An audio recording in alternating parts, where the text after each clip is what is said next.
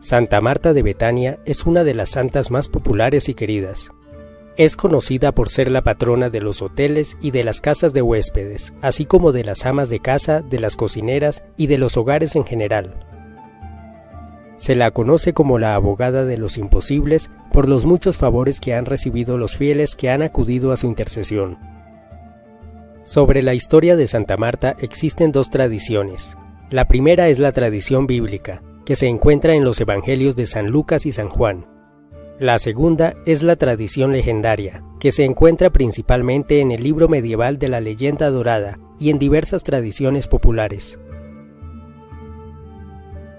Según cuenta el relato bíblico, a poca distancia de Jerusalén había una pequeña aldea llamada Betania, cerca del Monte de los Olivos.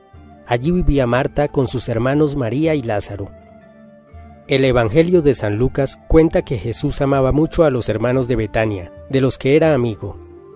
En una ocasión llegó a casa de Marta con sus apóstoles y otras personas. Marta corría de un lado para otro, preparando las habitaciones y los alimentos, ocupada en atender lo mejor posible a los viajeros. Mientras tanto, Jesús se había sentado y les hablaba a los que le acompañaban, quienes escuchaban sentados a su alrededor. Entre ellos estaba María, la hermana de Marta, que sentada a los pies del Maestro, le escuchaba atentamente. Entonces Marta, un poco molesta, paró lo que estaba haciendo y acercándose a Jesús le dijo: «Señor, ¿cómo te parece que mi hermana me haya dejado a mí sola con todo el oficio de la casa? ¿Por qué no le dices que me ayude un poco en esta tarea?»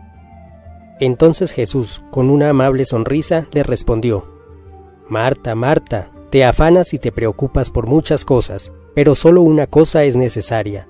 María ha escogido la mejor parte, aquella que no le será quitada». Marta comprendió que los afanes materiales no eran tan importantes como la palabra del Señor, que es eterna, y aunque ella tenía la buena voluntad de servir y atender a Jesús, había dejado de lado lo más importante, que era el mensaje de la salvación. Entonces se sentó como los otros y comenzó a escuchar las palabras de Jesús. El Evangelio de San Juan cuenta la historia de la resurrección de Lázaro, el hermano de Marta y de María. Lázaro enfermó de gravedad y muy pronto se vio que iba a morir. Las dos hermanas enviaron entonces a Jesús, que estaba al otro lado del Jordán, a un criado con este sencillo mensaje: «Señor, aquel que tú amas está enfermo». Pero Jesús no acudió inmediatamente, sino que esperó unos días más, y les dijo a sus discípulos que la enfermedad de Lázaro serviría para que el Hijo de Dios fuera glorificado. Cuando finalmente llegó Jesús a Betania, la casa estaba llena de amigos y familiares que les daban el pésame a las dos hermanas, pues Lázaro había muerto hacía ya 4 días, por lo que estaba en el sepulcro. Cuando las hermanas supieron que Jesús había llegado, Marta fue a recibirle y María se quedó en casa. Entonces Marta le dijo a Jesús: «Señor, si hubieras estado aquí, mi hermano no habría muerto, pero aún ahora yo sé que todo cuanto pidas a Dios te lo concederá». Jesús le respondió: «Tu hermano resucitará». Y Marta replicó: «Yo sé que resucitará el día postrero de la resurrección de los muertos». Pero Jesús añadió: «Yo soy la resurrección y la vida. El que cree en mí, aunque haya muerto, vivirá, y el que está vivo y cree en mí, no morirá para siempre. ¿Crees en esto?». Y dijo Marta: «Sí, Señor, yo creo que tú eres el Cristo, el Hijo de Dios, el que tenía que venir al mundo». Estas sencillas palabras de Marta han sido admiradas por los padres y doctores de la Iglesia, porque fueron una verdadera profesión de fe. Después llegó María, la hermana de Marta, y se postró a los pies de Jesús diciéndole: «Señor, si hubieras estado aquí, mi hermano no habría muerto». Y como María estaba llorando, Jesús se conmovió y lloró también. Luego pidió que lo llevaran al sepulcro, y una vez allí, mandó que quitaran la piedra que lo cubría. Y aunque Marta le previno de que la sepultura despediría un olor fétido, porque el cadáver llevaba ya 4 días allí, Jesús le respondió: «¿No te he dicho que si creyeres verás la gloria de Dios?».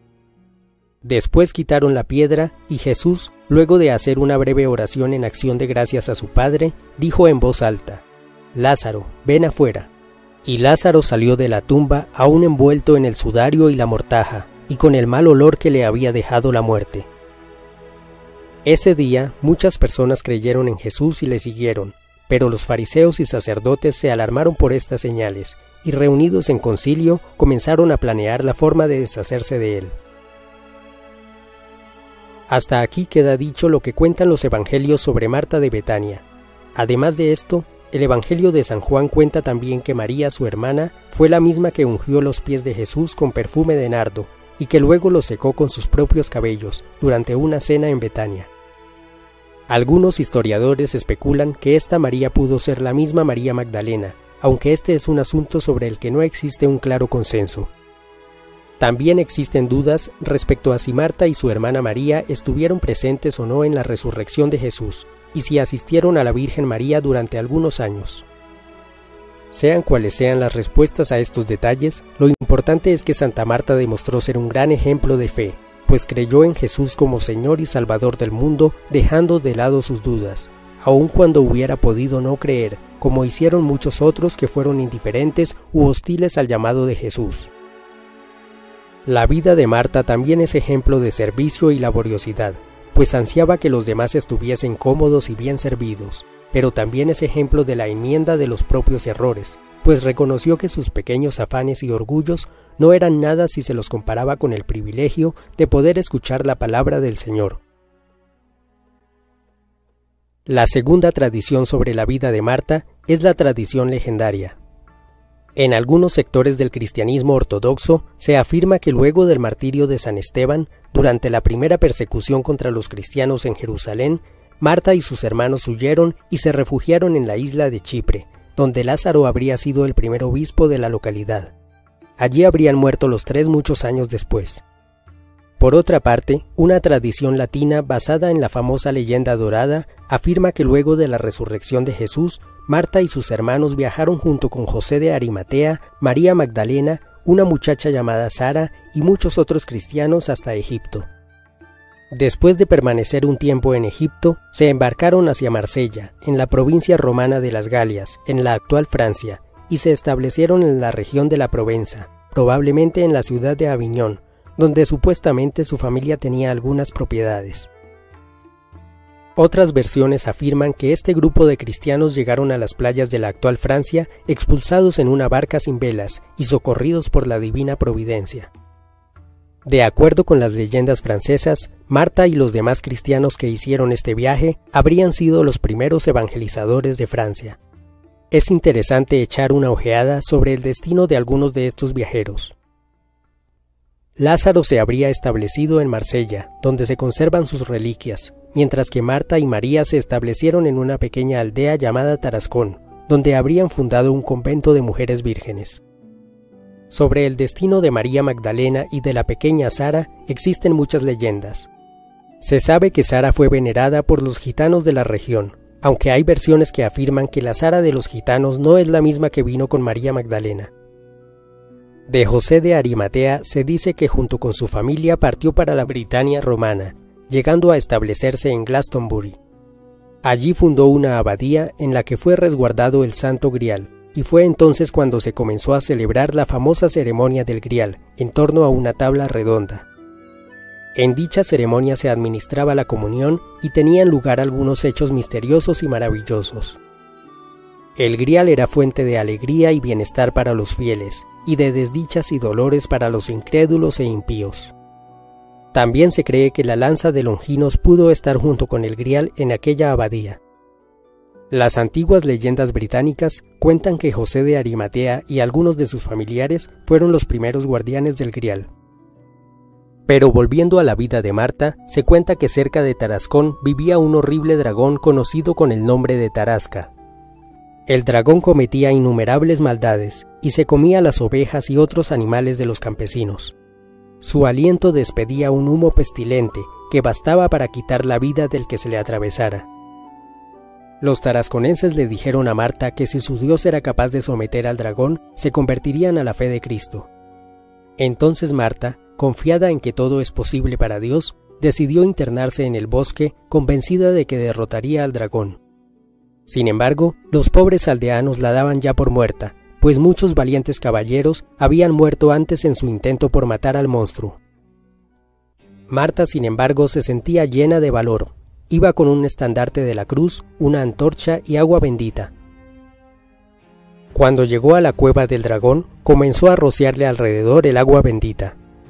El dragón al principio se revolcó de rabia y furor, rugiendo y bufando, pero luego quedó tan sumiso que Marta pudo atarlo del cuello con el cordón de su vestido, y así lo llevó como si fuese un perrito hasta las puertas de la aldea, donde los tarasconenses pudieron darle muerte. Sobre esta tradición legendaria existen muchas variantes, pero simboliza en esencia el triunfo de la luz del cristianismo sobre las tinieblas del paganismo. La festividad de Santa Marta se celebra el 29 de julio y se recuerda especialmente el día 29 de cada mes, aunque en algunos países se la celebra todos los martes, por la asociación de su nombre, Marta, con el del día martes, que recuerda el valor y el coraje. Oración. Oh Santa Marta milagrosa, me acojo a tu amparo y protección, entregándome a ti, para que me ayudes en mi tribulación, y en prueba de mi afecto y agradecimiento, te ofrezco propagar tu devoción. Consuélame en mis penas y aflicciones, te lo suplico por la inmensa dicha que alegró tu corazón al hospedar en tu casa de Betania al Salvador del mundo. Intercede por mí y por toda mi familia, para que conservemos siempre en nuestros corazones a nuestro Dios, viviendo en su gracia y detestando toda ofensa contra Él, para que sean remediadas nuestras necesidades y en especial esta que ahora me aflige. Te suplico me ayudes a vencer las dificultades por la fortaleza con que venciste por el poder de la cruz al dragón que tienes rendido a tus pies. Amén.